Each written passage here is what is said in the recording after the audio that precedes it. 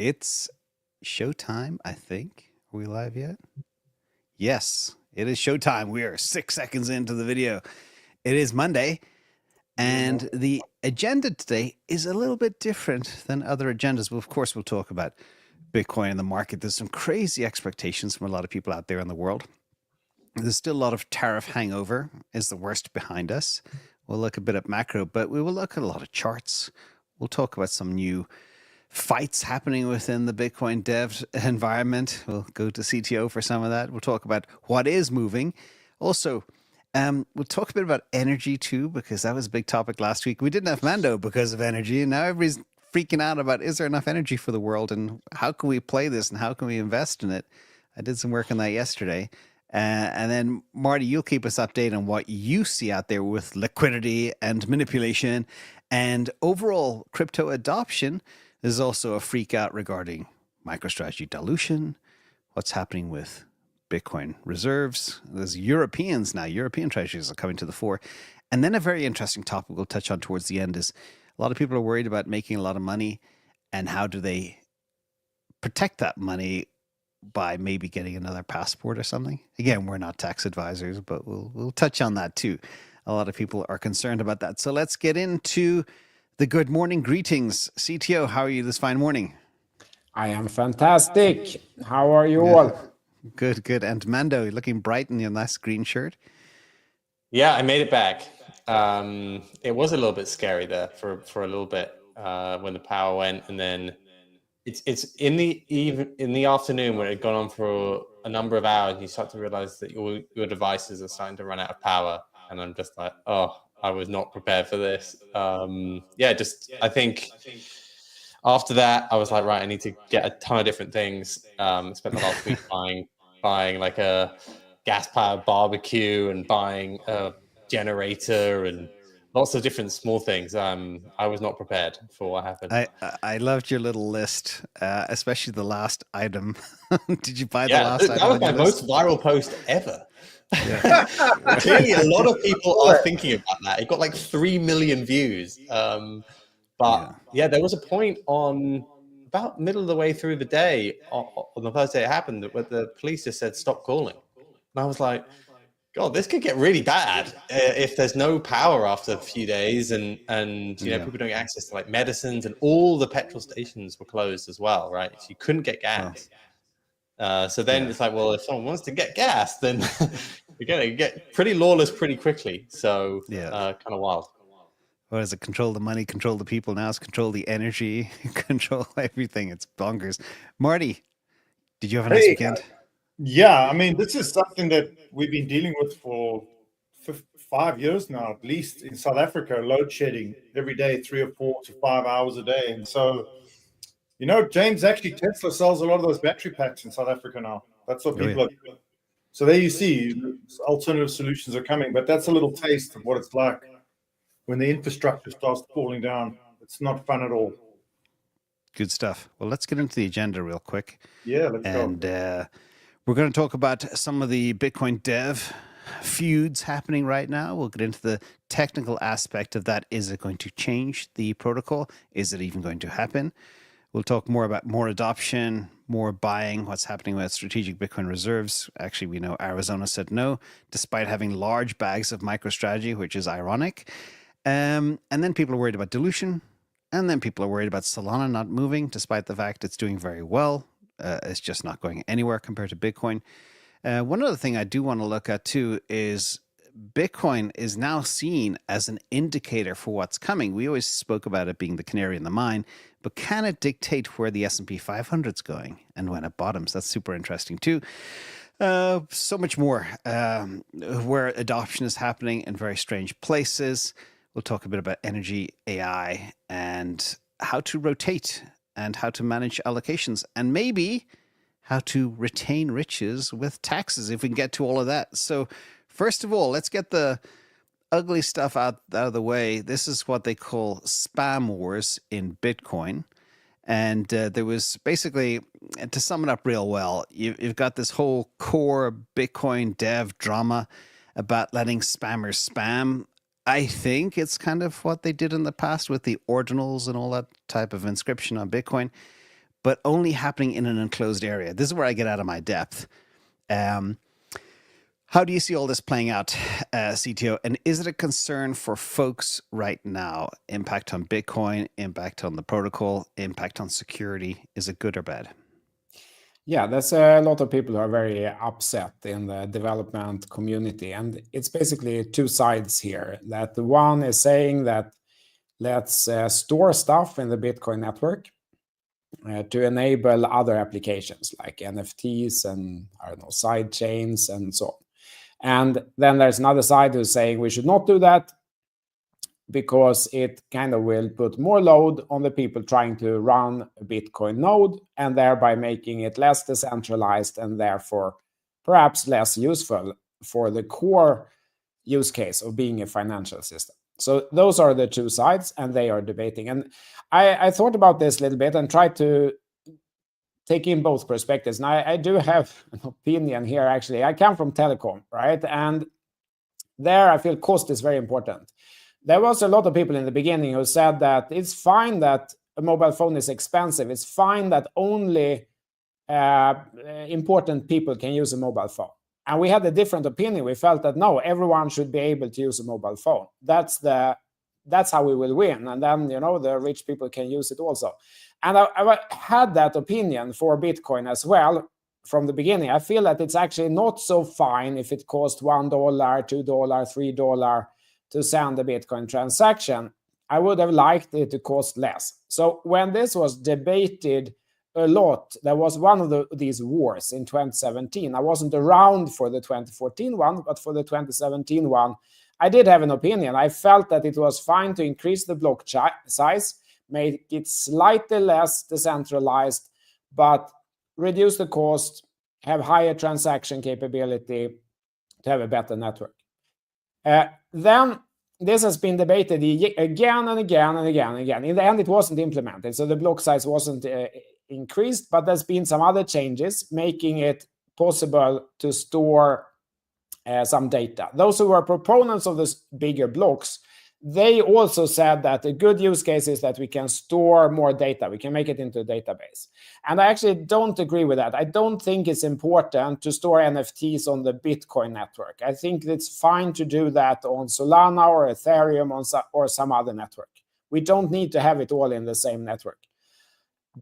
And so if like we can't reduce the cost because then block size becomes bigger and less decentralized, then are we really going to enable storing pictures and stuff and NFTs and side chains on Bitcoin? I just don't feel that's a priority. It would be a bigger priority, I think, to reduce cost and make it a faster, better, cheaper, higher capacity network for the actual transactions. So, and I think most people have the same opinion, so I don't think this is going to get implemented in the end. That's my bet. Yeah, there's one tricky part, and that is miner revenue and miner fees. Over time, as the reward gets smaller and smaller, they have to find different ways of making money, unless, of course, the Bitcoin price goes to the moon. Anybody want to tackle that? And Mando, I see you nodding your head, and thank you for that background, CTO, as well. Yeah, I think that's the key thing. It's basically this sort of change would allow for a lot of the things that you can kind of do on other L1s like ETH. You could do NFTs, you could do side chains, you could do smart contracts, similar sort of things here. And there's a debate about whether you just shouldn't touch Bitcoin, but there's also the real thing here is incentives, right? Like if the miners, if you've been paying attention to what's going on in miners right now, a lot of consolidation happening, costs have gone up, the hash rate's the highest it's ever been, so it's expensive to mine Bitcoin at the moment. Obviously, the rewards are going down. And during this whole ordinals, runes situation, these guys were earning fees on top of that from some of these transcriptions or inscriptions, sorry. There is an incentive here for some of the miners to want this to happen. And how Bitcoin comes to consensus is very dependent on if the miners want things to happen. So might not be for a lot of Bitcoiners what you want to have happen, but there could be a lot of incentives from miners to do this. So I don't think this battle could go on for a long time.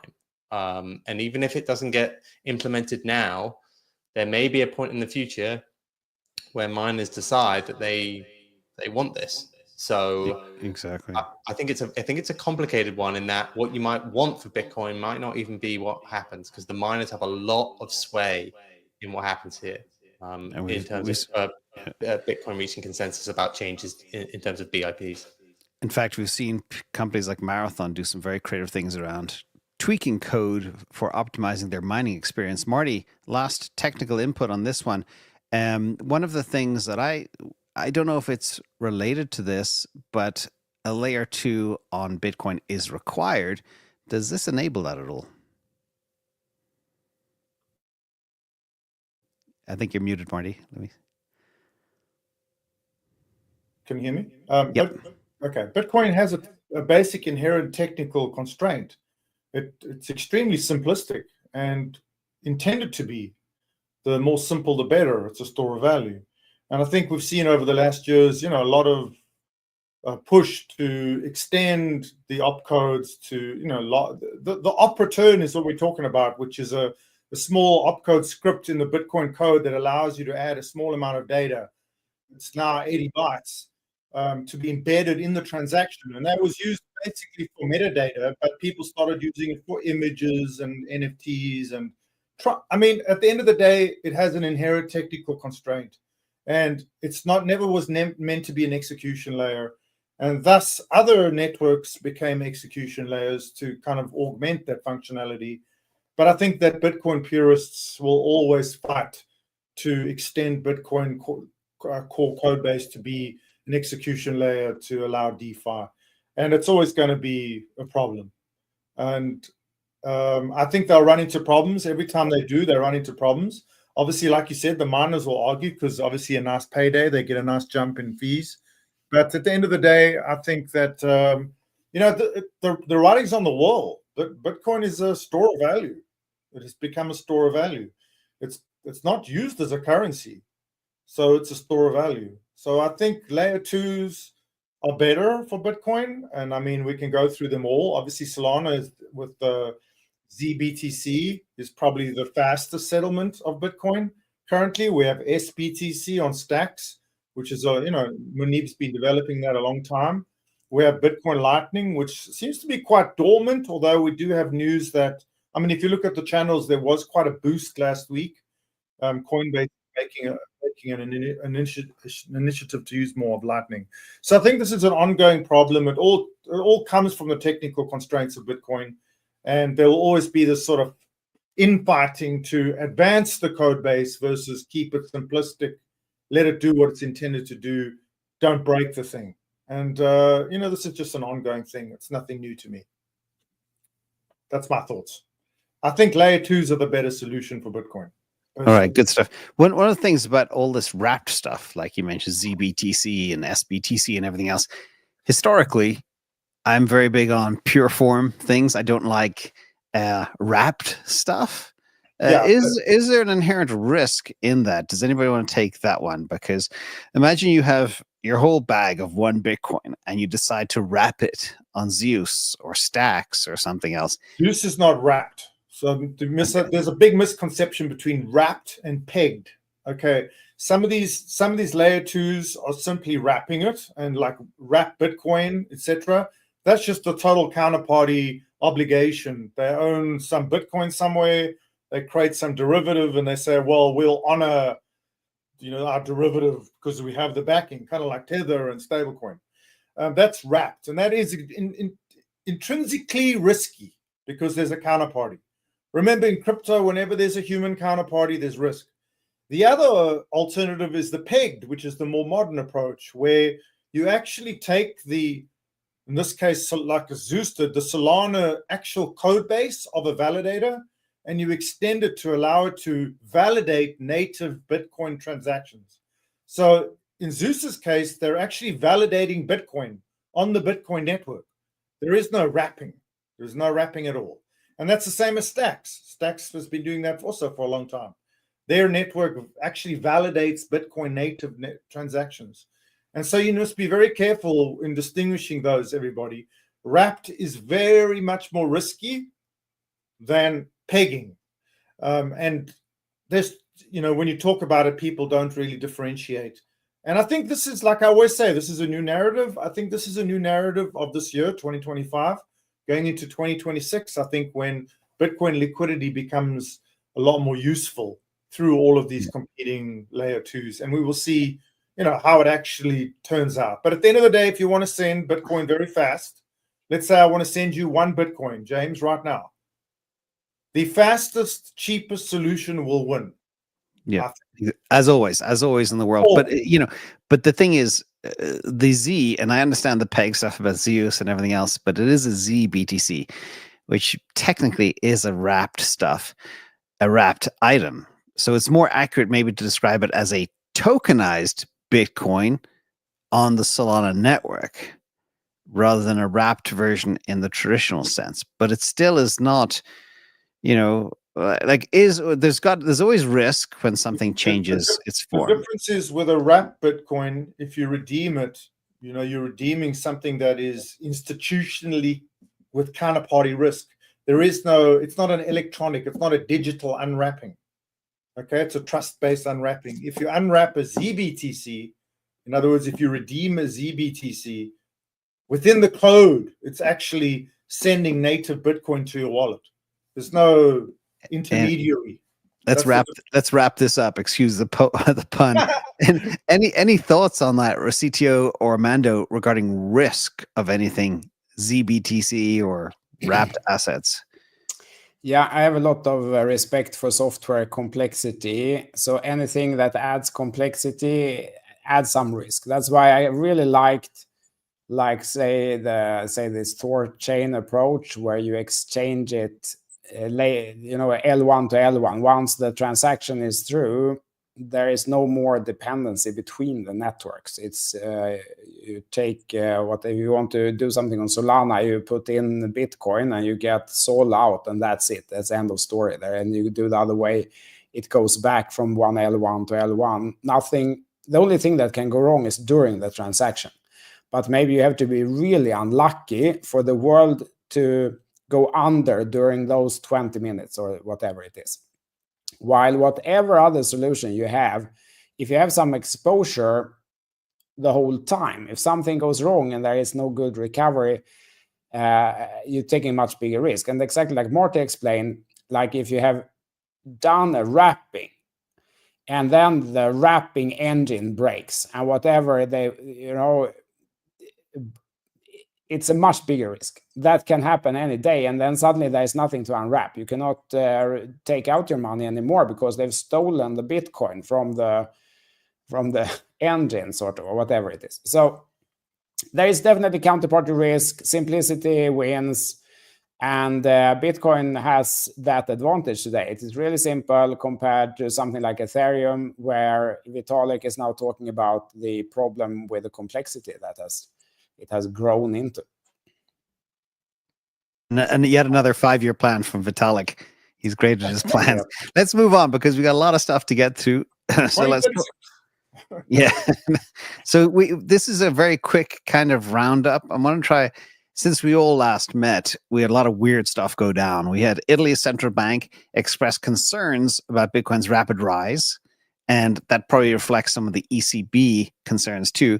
You have CIA actively exploring Bitcoin's blockchain to build, to identify beneficial applications beyond currency, maybe identity, indicating government interest in crypto innovation too, which took a lot of people by surprise. Then we have BlackRock.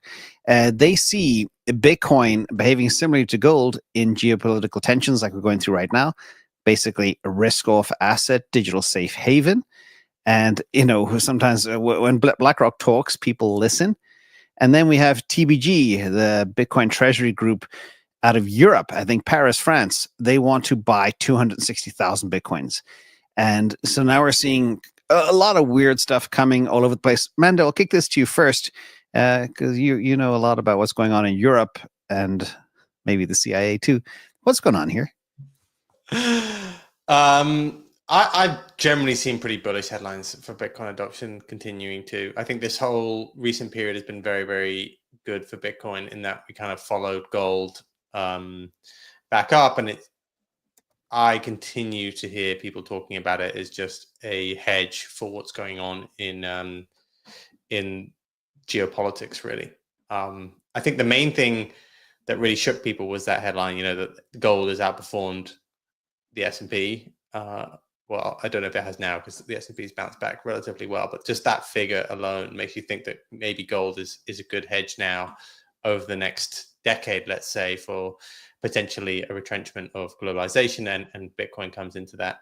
Europe is generally a bit more crypto skeptic. We're nowhere where the US is right now. They've definitely overtaken. We had some head start with some of our regulation around MiCA, but generally it's pretty restrictive. Whereas you have Trump going on TV yesterday and saying, look, we want to be a leader in crypto and we don't want China to be it. So I think the US does feel like, again, over the next 5 years, is going to be the main growth area of crypto, potentially some out of Asia too, but it's not going to be in Europe. And I wouldn't pay that much attention to the Italian central bank. Not the biggest or the best, I would say, of the European individual central banks. The big ones are these big institutional firms getting into it. So BlackRock is clearly shilling this pretty hard and is getting on financial TV every other week talking about this. And interestingly, now I think you're starting to see some of the big banks move into it, and even some of the medium sized banks as well. So Goldman Sachs, I think, said over last week they're going to get into tokenized treasuries. They no doubt, they already have a crypto trading desk, but they're going to build out a ton of different things around Bitcoin. And then you have special vehicles spinning up just to buy Bitcoin, of which TPG is one. We heard obviously around the Cantor vehicle last week, and then now you have companies as well looking to potentially do it, which is there was rumors that NVIDIA might be looking at this, and then TPG is looking at it too. So up only for Bitcoin institutional adoption. I think it's something that you just can't ever fade. In fact, Tom Lee, he made a point that Bitcoin is leading the markets, both the S&P 500 and the QQQ.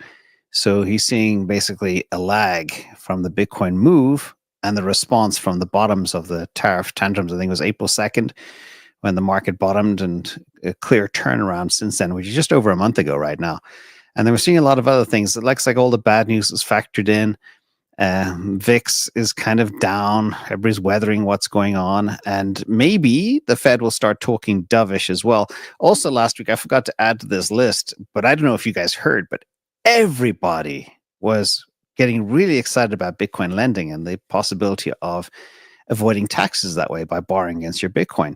And just in a couple of weeks, I think Coinbase have lent out over $100 million against Bitcoin deposits, which is kind of staggering. And that's just one of many players. Marty, have you been tracking Bitcoin lending and some of the other stuff here? Yeah, I mean, Bitcoin bonds, it's coming up now in a lot of conversations. I had a space with John Deaton and Perry and Boring last week, and they were even talking about it. So the opinion is that Bitcoin bonds are a real thing, and to augment even sovereign bonds. The Strategic Bitcoin Reserve is now seeing as a way to backstop risk for sovereign treasuries, which is really interesting. I mean, we've been talking about it for a while. It makes a lot of sense. But I think going back to Mando's point, I agree with Mando. I think that the posturing of all of these central banks is to me, irrelevant. I think we're seeing the end of a central banking system. So obviously they'll push back. You should expect a lot more pushback. Even the sort of, where is Jerome? The central banking system is on its hands and knees pretty much. We're seeing a rise of institutions, institutional taking over. What is value? Where do you store your value? How do you lend money? And I think the announcement of 21, the Cantor Fitzgerald thing, these types of announcements are way more pertinent to me. Until we see the US sign the Strategic Bitcoin Act, which Perry and Boring says they are trying desperately to do, the genius and the SBR before the August reset of the Senate, which is, it's now May, June, July, August, within the next 3 months. And I think once that narrative is concluded, and the US does state implicitly that Bitcoin is part of the law, I see all the central banks will change their mind. They'll all change their narrative, in my opinion. And so until then, there'll be, this sort of sideways action with a lot of accumulation from institutions. That's yeah. And I've seen a lot of stuff coming out of the UK lately. In fact, even this morning, where they're trying to protect citizens against the dangers of crypto, not just borrowing against it, but even having it and buying it and trading it. CTO, what's happening in the EU? Is it still anti-Bitcoin, and which country is the worst and which is the best? Yeah, I think all these central banks, they see Bitcoin as the competitor. So it's very clear you don't like the competitor. And then you have workshops and you feel emotionally worked up with all the reasons why the competitor is bad. And you try to tell everyone about how bad the competitor is, and you try to make slides and documents and TV presentations and rules to protect everyone from your competitor. So you should use your own product instead. I think that's exactly the mindset. And that's why it was so important that the US went completely the other way. Because I think it was like a pretty narrow escape we had here. If US had also gone that way, and the whole Western world is against crypto, all the central banks, all the politicians are, for the first time in their life, agreeing that we shouldn't lose control to some bloody programmers who are writing their own money now. The central bank should control the money so they can be properly influenced by the politician. We should have programmable central bank digital currency so we can write in code what the peasants should be allowed to do and not be allowed to do. And I think the other central banks, they haven't kind of woken up yet. They haven't understood that that's not going to happen. You cannot stop the technology once it's here. You can delay it, but you can't stop it. And now with the US going so strongly here, parts of the other world, the rest of the world as well, this isn't going to work out, but they haven't understood it yet. So I think there's still several years of this trying to stop, trying to delay, choke pointing, all that stuff. And the outcome is that more and more of this amazing business is going to leave those countries who are against it, and those companies and entrepreneurs are going to be established in more blockchain technology friendly countries. And right now that is US. That's so again. That's so true. The money gives you wings, as I say, and people will protect their money first and foremost. I always talk about, the gig economy and even gig living. People will move from location to location around jobs, work, or financial freedom. This all ties into kind of software. So Mando mentioned, the Goldman Sachs have a trading desk, and they're going to tokenize all treasuries, all money market funds, which is like $35 trillion of value potentially, which is massive.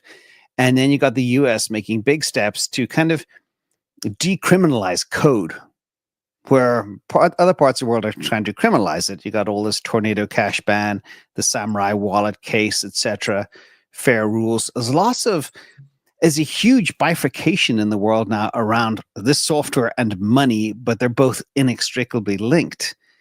I hope I'm painting a picture of where I'm trying to go here. It ties into the previous point. Marty, where do you see this all going? And could there just be a split world? The world that supports crypto and believes code is legal versus the rest of the world that doesn't? James, I don't think there's anyone will deny or argue that money is going digital. Okay, and when it comes to going digital, then you assess all the available technologies and you pick the best one. And I think everybody is now under consensus that distributed ledger technology, blockchain, is the one. So how does it roll out? And that is really where we are now. Does the government spearhead it? Does the government take it and use the technology as a CBDC? Or does the private sector do it? Or does the open source sector do it? Public money. And I think those three options are really what we're squabbling about. The government clearly in the US has said we're not doing CBDC, although if you talk to John Deaton, he'll say that the whole stablecoin initiative is just a sort of a stealth Trojan horse CBDC, without scaring off the public. If you look at the private sector, you look at someone like Larry Fink, tokenize everything. They're all in. They're accumulating everything. And then if you look at the open source sector, they built the thing. Okay? It is open source. It is public. So, and the government can never take over open source. They tried with the internet in the 90s, and the institutional sector will use open source to their best benefit to make profits. So I think this is the landscape we're playing in. And we have to understand that at the end of the day, money will go digital. So the question of the end game is the same. It will go digital. It's all about how long will it take? Like CTO said, how long will they push back? How long will the central banks push back before they accept defeat? Or will it be an option forever? But potentially it could be an option. Digital money could coexist with centralized money. And that's who we are. I think the bigger issues, the bigger points of contention are the current debt spiral, sovereign debt spiral, and the ability to potentially augment the solution to that, bypass it, or solve it using digital money. And I think that's really where all of these central banks will pivot, when they realize that this is not just digital money. This is a way to get out of debt. This is a way to create new debt with more trust. And that's what I think we are. So I'm trying to sum up here, and Mando, let me know if I'm correct on this one. So the world is now made up of 4 parts: code, digital money, AI, and energy. All are completely interlinked and all kind of dependent on each other. Would that be fair to say? I think From so. my point of view, yeah, like, I mean, that can be reductive in some ways, but yeah, I do think that those are going to be the key drivers of innovation, at least over the next couple of decades. It does feel like AI is kind of it's going to be the new technology, and I feel like it's really what rails that's going to run on, and energy and blockchains feel like some very obvious rails for me. Stuff. Let's get on to the next topic. Moving steadily along.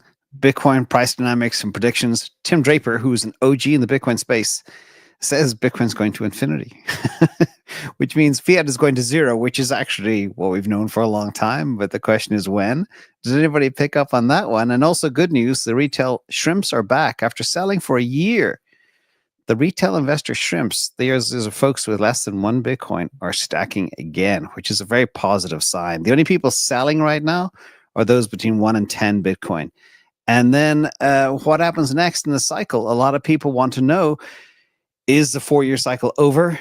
Or are we just going to chop and then spurt and then chop and spurt and with some drawdowns to the tune of 30%? Or will the 4-year cycle be back? I'm going to give this to CTO first. Chain cohorts, cycle dynamics. What do you see happening with the charts? Maybe it's time for a chart. Yeah, let's do some charts. Let me see. Let me try to remove this, and then hang on a second. I'm not able to add you for some. Hold on a second. Strange. Yeah, there it is. Okay, there it is. Yeah, so this looks pretty good, guys. We were in this range for a long time. We fell out of it. We hit the breakdown target, and we came back in this range. So I can't remember. I think we talked about it last week already, that I felt that the next hurdle for Bitcoin is to get through this volume profile. See here on the right, that's the price where that much volume has changed hands. So the biggest volume was around here, 96, 97,000. And I said that that's the next thing to watch if we get through that bulk. We didn't really yet. It rejected exactly there. But I think this looks pretty good. We're in this range. This range support or range low should provide some support. And I think we're going to work through this, make it up through this volume, and then set us up for a glorious range breakout at 106,100 with a trend up. And that will be the next leg of this legendary bull market. And if we break out here, we're in price discovery again. We will have trending price action, and that's really where the money will come from. And I think we can go quite a bit higher here if that happens. The FOMO will set in, everyone will panic buy, including the institutions, and there will be headlines all over, and I think we will run again. So that's how I see this. This looks really good. And then to answer the other questions you had there, the 4-year cycles, I thought it was over last time. Turned out it wasn't over. I was actually wrong about that. Then we can always argue, was it a coincidence that the cycle was over or was it the FTX blow up that caused it, and so on and so forth. But yeah, I feel that it should be less important each time because the mining supply is less each cycle. So, while the other elements of the market with the institutions and the sailor buying and so on are perhaps more important than how much Bitcoin is produced by the miners each day or each week or each year. So yeah, let's see. I keep an open mind. I at least don't think that the 4-year cycle is written in stone. I think it can absolutely be different this time because it's less Bitcoin mined. There's more money coming from institutions, and it could definitely be a different development this time. I agree. There's some very strange stuff going on, and it's good to see the trend flipping, breaking out into that new region. But Mando, I forgot to answer your last question, James. Can I just get one more second? Can Bitcoin go to infinity? Of course it can. Just look at S&P 500 monthly chart from 1800. It's a straight line up, guys, because fiat is getting more and more less and less worth. So yeah, if Bitcoin is around, it's going to go to infinity because this is going to continue. It's even clearer maybe on the Dow Jones or something like that, but you see it even here. So here's Dow Jones from 1897. It's a straight line up because fiat is less worth. And I can't remember. There's a very interesting statistic. I can't remember it exactly, but you used to be able to, like 80 years ago, buy a share of the S&P 500 by just working for 2 or 3 hours. Now it takes a week or something like that, or even a couple of weeks. So that's another way of instead of turning energy into digital money like Bitcoin, you also turn your labor into things like assets. But given this, Mando, I got an interesting question. When I look around, the fears are still there in the market. People are still nervous. Okay, we have yet to see the pain of these tariffs. All I hear is ships have stopped. Shipping has stopped. Shelves are going to be empty over the next, and that's really going to hit over the next 30 to 60 days. And then people are going to freak out. And then you've got inflation, costs spiking. You got Amazon adding the cost of tariffs to the items that they share on Amazon, or that was their plan. I don't know if they ever did that. I haven't seen it yet. You got Jim Farley from Ford saying the cost of a car could spike by $5,000 to $10,000. Of course, Tesla's not impacted by that, which gives them a huge edge, I believe. And also, there's still uncertainty. We don't know which deals are being done, if any. The big problem is China. But do you believe there's a second shoe to drop and a double dip here? I think what we've seen is a rally based on positioning more than like a fundamental change in better news. When the stock market rallies multiple days like that kind of feels squeezy. I think the UK stock index had its highest longest rally ever in terms of days. US was the longest in 20 years. That just feels slightly squeezy to me, like people were caught out. And I think that's you could see that from positioning. Like, it was the most shorted market it's been for many decades. Retail was buying, all these institutions were selling. It's like the classic setup there. I don't think you're necessarily out of the woods when it comes to economic pain here. I think, like you said, a lot of the forward indicators are pointing to the idea that we're going to see a slowdown in US economic activity. Things like port activity, a lot of the business confidence and investor confidence, consumer confidence indicators, some data on inventories, all this sort of stuff. The forward-looking indicators you would see from an economic standpoint are not looking that strong. I don't know if that matters for Bitcoin. I think the point is that, yes, we tend to have a correlation with stocks sometimes, but we're also having a pretty high correlation with gold.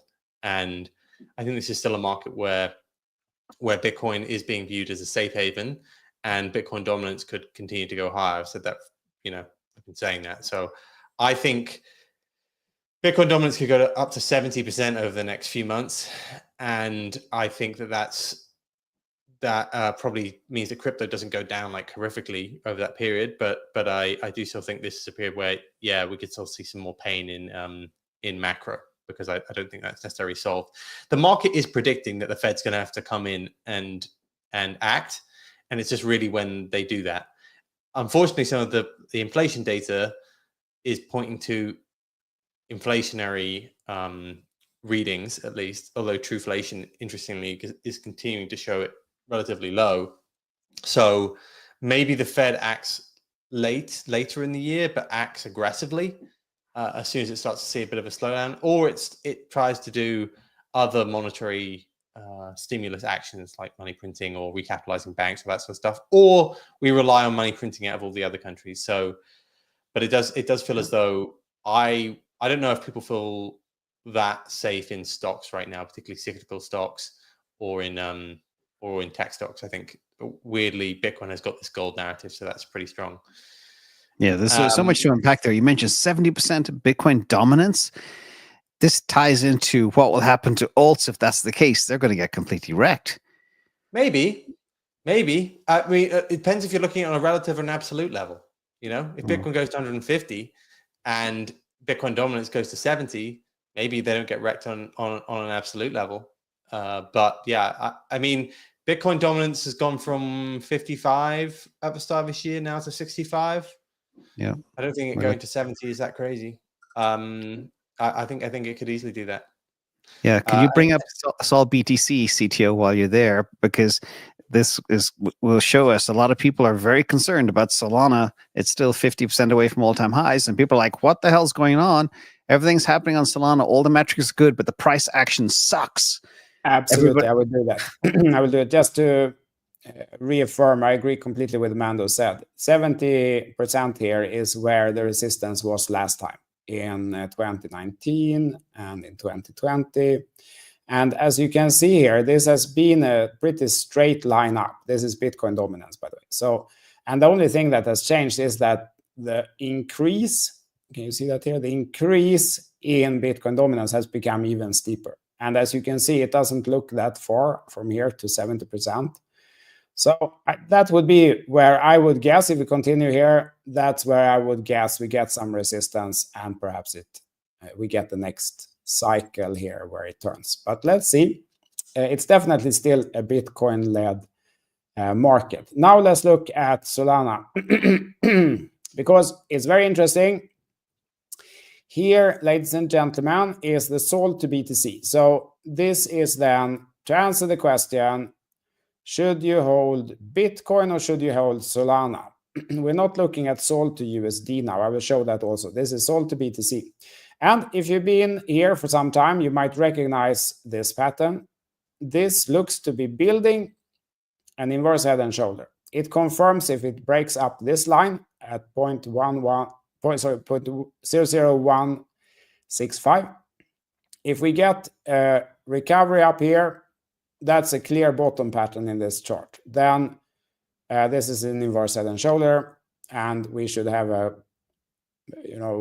good chances to move up back into this main range. So actually, this looks pretty good in many ways. This is ideal risk reward exactly here on the bottom of the right shoulder.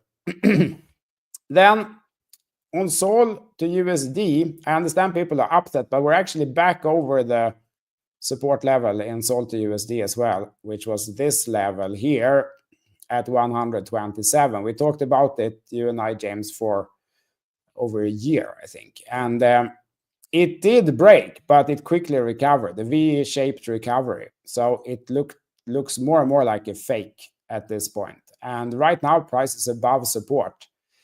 And I mean, for many, it's difficult, like mentally difficult. But if you just avoid losing money, sooner or later, the profits take care of themselves. If this support continues to hold, yeah, this is it. And then the reason, then why hasn't it pumped? I don't know. I think Sui has taken a lot of the spotlight these couple of weeks. That could be one reason. But I think it still looks pretty good. Yeah. In fact, over to you, Marty, on Sui. I know there was a Sui Dubai boot camp or something. Raoul Paul was there and others. Tell us what you see with Sol, with Sui, with alts and dominance. Yeah, I mean, let me just backtrack a little and just shed some light on my thoughts. I mean, remember that crypto aligns with liquidity, and we're still in that liquidity lag. We've seen all emerging markets printing liquidity like mad, but except the US. And understand that everything we've seen is with regards to price action over the last several years has been in a quantitative tightening environment. We've never seen this market under quantitative easing, and we will see it soon. It's a matter of time. Now, if you separate Bitcoin and Solana and Sui, which are execution layers, Bitcoin's primary use case has been proven and is underway, and that is as a store of value, as a digital gold, as a life vessel in a world of chaos. And I think that's why Bitcoin is continuing up. And I agree with you, 70% dominance is not out of the question. But now we've got to wait and see for the execution layer for it to get its day. And it's relying on a couple of things. Obviously, tokenization of real world assets and stable coins. And neither of those have got regulatory approval yet. Until they get regulatory approval, you won't really see those use cases mature. When you do see those use cases mature, you'll see the price gains that you're looking for. So, I mean, you're not going to get rich quick, right? It's just, no, you'll get poor quick in life. There's no such thing as getting rich quick. If you think going into crypto will make you get rich quick, it'll just make you poor quick. Okay, we've got to wait. Don't fight the Fed. Don't fight liquidity, and that's where we are. With regards Sol is in its quietest time in a long time, which means it's preparing for a marketing and rollout cycle. And we all know it's probably the most exciting in the industry. It almost created the industry. So it's coming. Just be patient. Sui just had Basecamp, which was extremely exciting. Their primary announcements obviously were Sui Play, a handheld device. So they're moving into gaming, more mainstream gaming. With Epic and Rockstar and larger gaming companies. They also had 21 shares announced, a spot ETF filing to go along with Canary Capital, but 21 shares is a pretty significant move, Fireblocks partnerships and things like that. But it was a great thing. It was wonderful energy. Everybody's raging about it. So Sui Basecamp energy is now passing through. And I think Sui has made its mark. I think the two major execution layer options going forward technically, as far as what people like, adoption by developers, and the capabilities of the software to actually make useful real-world solutions, is Solana and Sui. So I think Bitcoin is the store of value. That use case is being tested. Institutions are loading up. Wealthy people are loading up. We spoke about it earlier. Why do wealthy people like Bitcoin? Well, because they can get on a plane and change jurisdiction and sell their Bitcoin in another currency. Okay, they love it. It's proving its use case. The other two are waiting for regulatory clearance. Now understand, once regulatory clearance goes through for real world assets, you're going to see the shift from TradFi to crypto actually happen. Up until now, you haven't seen that. You've seen meme coins, which are arguably, unreal world assets, things that have no value. So the technology was tested, but the actual assets that were represented were not real. They were just temporary assets. And, I always have been telling you that. but the technology was proven. So I think, like I said, and I'll continue to say, the key events, we need liquidity, we need Jerome Powell, and we need the Senate to approve Bitcoin and, the blue chip execution layer cryptos as either legal tender or acceptable. And they've already started. FDIC, banking, they're all pulling back. They're starting to allow it. It's building to a tipping point. And as I say, Go ahead. if Solana didn't exist, Sui would be the murderer of every other L1, and that's just a fact of life. You're dead right about those two. Also, you mentioned something very interesting, that there's been this quiet period. Something big is coming. We can see that nearly 4% of the stake, and how many 38 validators are on Firedancer right now, or 32, which is pretty big. I mean, James, honestly, the big things, like we said before, the institutional adoption is big. You see, the treasuries changing. Yeah. Janiver, exactly. Solana is a reserve treasury. We've never seen, as an asset, we've never seen an Ethereum company. Why? No. Why have we never seen an Ethereum reserve company? It's a question. Anybody want to pose an answer to that? How can we see Bitcoin and our Solana? What happened to Ethereum? There's nothing else. Cardano treasuries. So we have DeFi Development Corporation. We had them on the space, loading up with Solana as a reserve asset. Why? Because it creates yield. And I think even 21, Jack Mellor's new company with Cantor, the gamification now is about how to create yield. Exactly. Bitcoin yield. Yeah. So important. With Solana, you generate yield. And so it's slowly becoming a better reserve asset because you create yield. So it's a very interesting situation. Anyway, there's another top topic last week which triggered so many people in a positive way to think differently. One is borrowing against your Bitcoin, and two is escaping the matrix. Remove this one. Hang on a second. Let me get this back. This one. People are concerned. We're seeing some. I'm not going to mention any countries specifically, but it's pretty clear from the beginning of this conversation there are nations that really do not like Bitcoin and crypto. We've heard rumblings from different countries, which I will not mention, that they're trying to find ways to raise money, and they're going after honeypots, like it could be equities in somebody's home in a certain part of the world, etc. People are getting really nervous now. They have a bag. The bag is life-changing, and they're wondering now, should they up and leave? I saw some comments here. There's people leaving the UK, heading to Thailand this year or next year, fleeing Europe, moving to more crypto-friendly jurisdictions, moving to more tax-friendly jurisdictions. Two questions. One is, does borrowing against your Bitcoin solve for this? Or two, are people still going to flee Orwellian nations and protect their bags, avoid taxes, avoid confiscation? It's a very tricky subject. And by the way, two reminders, links below for the whole team here.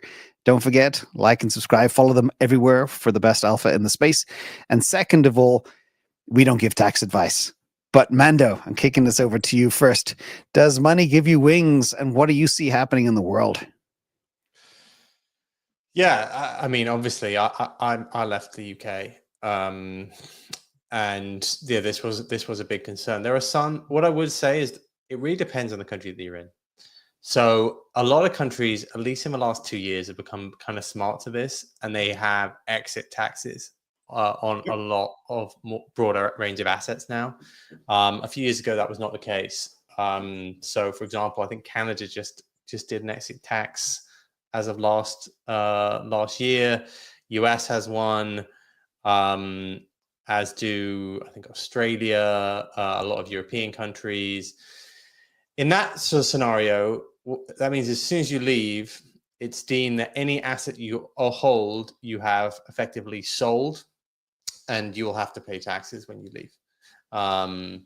So that's a difficult scenario of, like, if you're up a lot and you're like, oh, I'm going to move to another country, it really depends on the country that you're in. In those two scenarios, borrowing against your asset is not necessarily the worst thing. Like, you can borrow against it, you don't have to pay capital gains on it, and you really just have to repay the loan, essentially. In some countries, even, as far as I'm aware, depending on that loan, you may not have to pay tax if you default on the loan. So if you were to borrow like 80% LTV against your Bitcoin, and then you default on the loan, sometimes that's not deemed as a taxable event, and you don't have to pay capital gains. So if you can find a place which gives you really high LTV on a loan, a lot of people did that on NFTs, for example, when they were up a lot on like NFTs, depending on the jurisdiction they're in. So that's something that people sometimes do. But there are definitely better countries and worse countries as a scale for taxation on crypto. So in Europe, they've all kind of had to come slightly more in line, given there's European-wide regulation, although some countries say there's zero tax on if you hold it for more than a year. Germany and Portugal are some of those. Some of them have flat rates of tax. So countries like Switzerland, Italy had it for a bit, Greece has it, flat rates of tax. So you only have to pay like flat 100K, let's say, in certain cantons in Switzerland, and that's the case in northern Italy and in Greece. And then some countries have like zero tax, countries like the Caribbean or in Dubai, although a lot of those are blacklisted by other nations. So then if you move to a country and then want to move back, you may actually end up having to pay tax when you move back. So you're kind of stuck there for at least like 5 years sometimes for some of these countries. So it's not that simple anymore. Like crypto regulation has caught up, I would say, in the last year or so around moving, or the last few years around moving. And a lot of countries have been forced to adopt some form of minimum crypto regulation. When I first moved, there was very little, and now there is. And I think it really depends. It's not as simple as just getting on a plane and leaving now, because so many countries have exit taxes specifically now on crypto that it's become more difficult. So you can explore things like borrowing against it, or potentially some corporate vehicles with how it's done. But yeah, there's definitely countries which are lower crypto tax, and if you're someone who wants to potentially or foresees future income, then it's a good idea to move before that happens. A very interesting take, CTO. Yeah, so I see it like this. Number one advice: do not think that they will never find out, so I'm not going to pay the tax. Oh, they will find out. The tax authorities are very motivated and much more competent than many people think. So that would be my first advice. Follow the rules, pay your taxes. Otherwise, what could happen is that you actually make a lot of money, and the tax evasion you committed is so big you go to jail. Don't do that. Pay the taxes. Having said that, I feel like this because I also moved. And I moved many times in my life. I feel that if you're in a situation where it's bad, and then you feel like locked up, no, I cannot move because there's an exit tax. That's cut the slack. It's like the, sunk cost fallacy. Okay, be as it may then. Pay the exit tax. If you want to go, get out. Take the hit.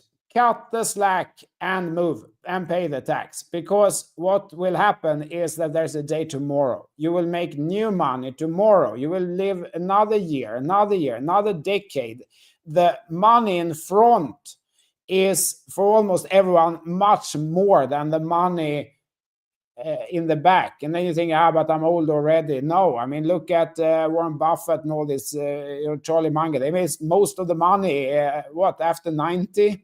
So cut the slack, pay the taxes, and look out in the world and decide where do you want to live from quality of life perspective, cost of living, crypto taxes, or whatever the different aspects are, and actually do it. Make the move. I think for most people, there is a better location than they are based in now. That's at least my conclusion. And then take professional advice, because as Mando explained, this is complicated. There's a lot of ifs and buts, but there is also often a lot of flexibility depending on your personal situation, and a lot of vehicles and setups that many countries allow, because they want to attract people also. So it's not just like there's one setup. No, there's different setups, and because they want to attract people as well, and many jurisdictions have that. So seek some advice. Cut the slack and move. And it's funny because for the first time ever, you can get really good tax advice on AI, which I shouldn't say. Yeah. It sounds perverse. Marty, what's your take on all of this? I Should mean, people flee? I agree with both you guys. Perfect stuff. Once again, I have people in my community that constantly trying to find ways to cheat taxes or do criminal things with crypto. Let me just say it up straight now. If you're a criminal or you're looking to be a criminal using crypto, get away. It's not going to happen. In fact, it's worse for criminals because it has a breadcrumb paper trail. It's transparent. So stay away from it. Crypto is not for criminals. It's not for cheating your taxes. The big thing here is that crypto is categorized as a property. People forget that all the time. People new to crypto don't understand. Almost all Western G7 countries see crypto as property, the same as a house. So it's like traveling with your house. You're going to get taxed. Okay. Now, most countries right now, if you don't sell your Bitcoin, you don't trade it, it doesn't trigger a taxable event. There are some countries that do, but what I said earlier is emerging companies that are looking to grow their population are starting to lower that barrier and making these sort of tax havens, no exit tax, etc. And you're going to see that movement. But like I said before, once the US signs SPR and Genius Act and changes the status of crypto from property to some cases legal tender, like stable coins, all of this changes. You'll see one country after the other changed with them. So it's just a matter of time. Like I tell everybody, just get through this year. Get to August. Let them sign these things. Let them make crypto part of the law. And a lot of this will end. So yeah. Final closing thought for everybody. Marty, maybe you. The US is blazing a trail down a certain direction. Will other nations follow? Some will, like the Dubais of the world, etc., because they understand what the future is. Singapore is making some interesting steps in this direction as well. What will happen to, say, Commonwealth nations or the EU? Would they ever follow the path that the US is going down, or will it be too late by then because of game theory? Mando, it's a tricky question, but it's on my mind. I think Europe will always be last. But I think the great thing about crypto and kind of what we just spoke about, where could Bitcoin go to infinity, right? Like we are starting to test whether Bitcoin is a civilization resistant asset.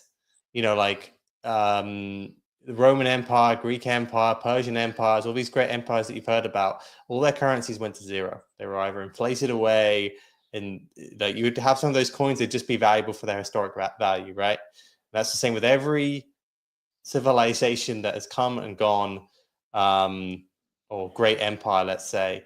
And we're about to see like Bitcoin doesn't really matter. Like hopefully it's like gold. Gold's kept them going higher, right? That is an asset that's gone hard despite the rise and fall of civilization. So I think we're starting to hope that it doesn't really matter at this stage. Like it doesn't matter if any one country adopts it. If it gets viewed as this sort of asset that is nation state resistant and kind of has value, whatever happens, that's going to be its real underpinnings. And I think we're getting there like already, which is great.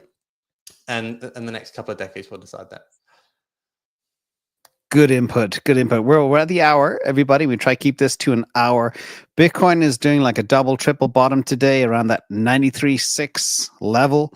We're basically at the same level we were on Wednesday last week.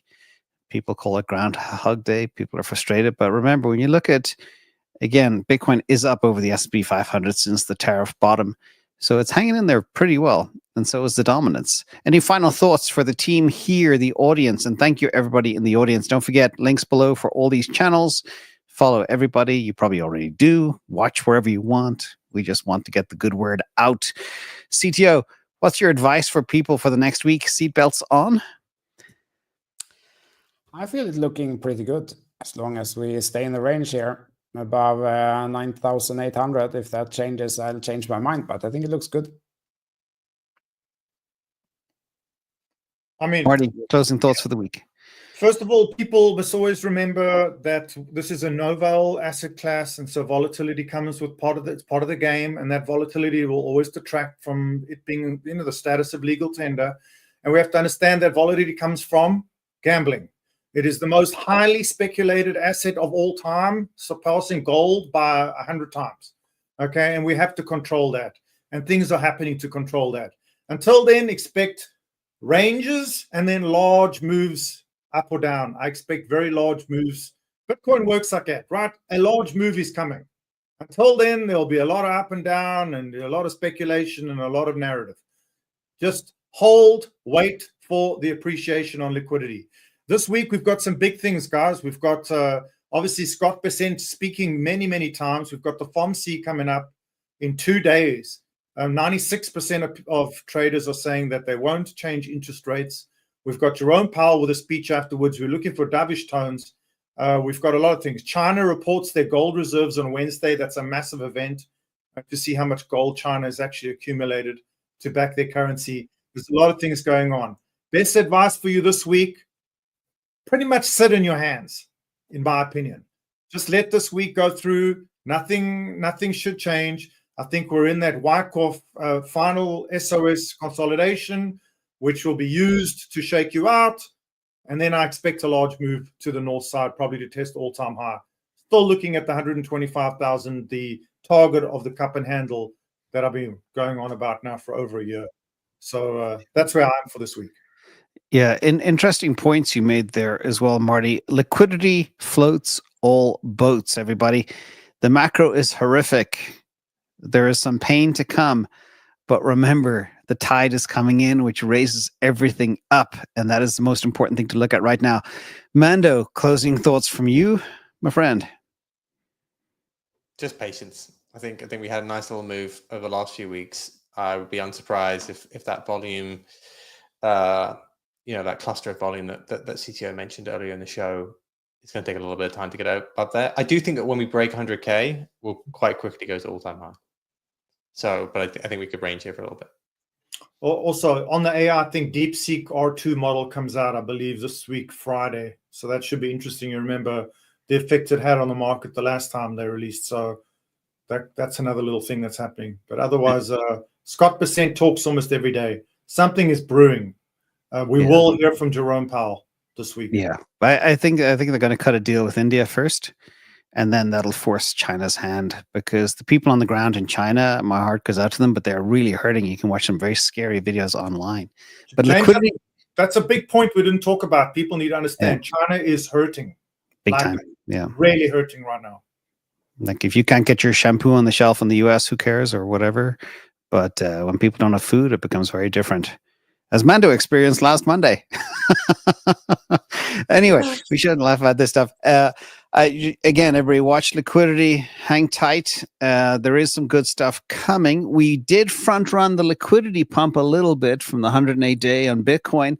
Now it's breathing, and then it'll continue upwards in the next couple of weeks, months. But I think also one other factor that I kind of see, this whole tariff tantrum has shifted the seasonality of Bitcoin. Normally, March, April are really good months for Bitcoin. They weren't. Well, especially Feb, March was terrible. So I think if there is a 4-year cycle that's been pushed out, instead of October, maybe November, December, maybe even into 2026. That's my final thought for the week. I want to thank everybody again. Remember, everybody, links below for everybody. Make sure you follow everybody. Thank you all for coming. Stay well. Thanks, guys. Lovely to speak again. Have a good week. Cheers all. Thank you, everyone. Cheers. Cheers, Amanda. Bye. Bye.